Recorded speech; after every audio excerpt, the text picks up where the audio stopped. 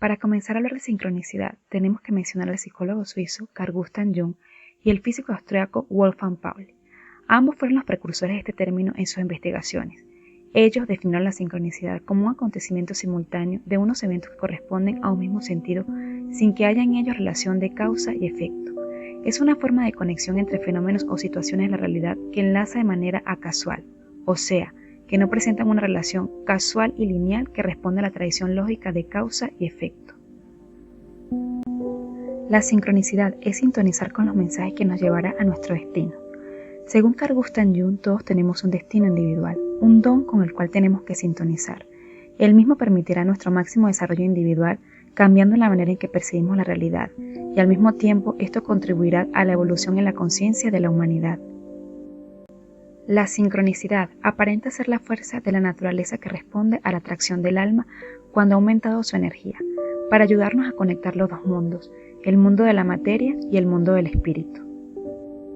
En diversas investigaciones se ha llegado a la conclusión de que la sincronicidad son transmisiones de eventos futuros, es decir, es sintonizar con momentos futuros, pero nuestra mente racional muchas veces impide la comprensión de estas conexiones, debido a la percepción lineal del tiempo, pasado, presente, futuro. Pero ¿cómo es posible sintonizar con el futuro si según nuestra comprensión esta es una consecuencia del presente? Sucede que el tiempo está coexistiendo simultáneamente. La forma en que experimentamos el tiempo como un momento después del otro es una simple ilusión. En realidad, todos los momentos del tiempo, pasado, presente, futuro, están conviviendo juntos y nuestra conciencia está abriéndose camino entre y a través de estos instantes del tiempo. El instrumento que se conecta con este momento futuro es la conciencia. Es algo que trasciende el espacio-tiempo. Es una conexión que causa una movilización emocional dentro de nosotros para conducirnos a lo que somos, a nuestro destino. Para comprender mejor la sincronicidad, te contaré la historia de Pablo. Pablo se encontraba en un momento de su vida donde se sentía ansioso, confundido, lo que lo había llevado a pasar más tiempo en soledad. Durante este periodo se preguntaba a sí mismo, ¿realmente me gusta lo que hago? ¿He sido yo quien ha tomado las decisiones en mi vida?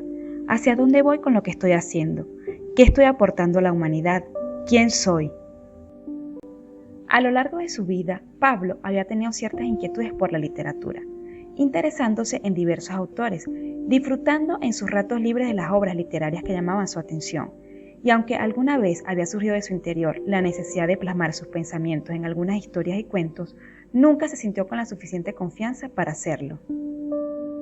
En cambio, había optado por dedicarse a algo más convencional, siguiendo los dictámenes de su familia, entorno cultural y social. A pesar de la supuesta seguridad que estas actividades le ofrecían, frecuentemente le invadían sentimientos de incomodidad, angustia, insatisfacción, tristeza, desánimo.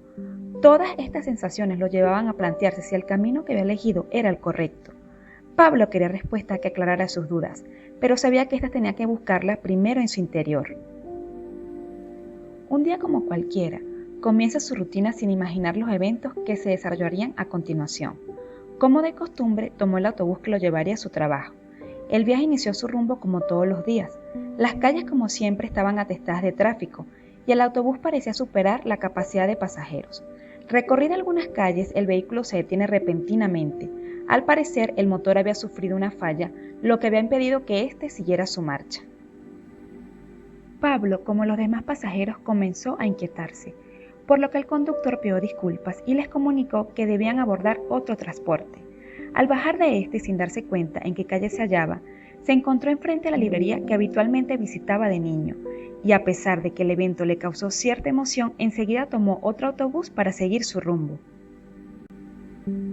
Una mañana en que Pablo recorría los senderos de un parque cercano a su casa, un poco abatido por la caminata, decidió descansar en un banco que se encontraba a pocos metros. Al sentarse descubrió con sorpresa un libro. Por lo visto, alguien más lo había olvidado. La tapa era de color marrón y estaba algo desgastada. Al abrirlo pudo ver un escrito que decía: «El viaje más importante es hacia tu interior y comienza a través de las fantasías y los sueños, para Alicia». De inmediato vinieron a su mente ciertos recuerdos del pasado. Su profesora de literatura tenía el mismo nombre que aparecía en la dedicatoria del libro. Él trató de convencerse de que era solo una casualidad, pero enseguida las dudas comenzaron a invadir sus pensamientos, y durante el resto del día no dejó de preguntarse si este suceso tan curioso tendría algún significado especial para él. Un sábado por la mañana, recibe una llamada de su tía Úrsula. Esta lo invitaba a un almuerzo en su casa. Pese a las acostumbradas negativas de su sobrino, esta vez ella logró convencerlo de aceptar la invitación. Al cabo de unas horas, Pablo emprendió la marcha a casa de su tía. Al irse acercando a esta, pudo notar cómo una chica entraba algunas cajas a la casa contigua. Sin prestar mayor atención, llamó a la puerta de la tía Úrsula. Esta lo recibió con un efusivo abrazo. La comida se desarrolló con normalidad. Ambos conversaban sobre lo que había sucedido en su vida recientemente.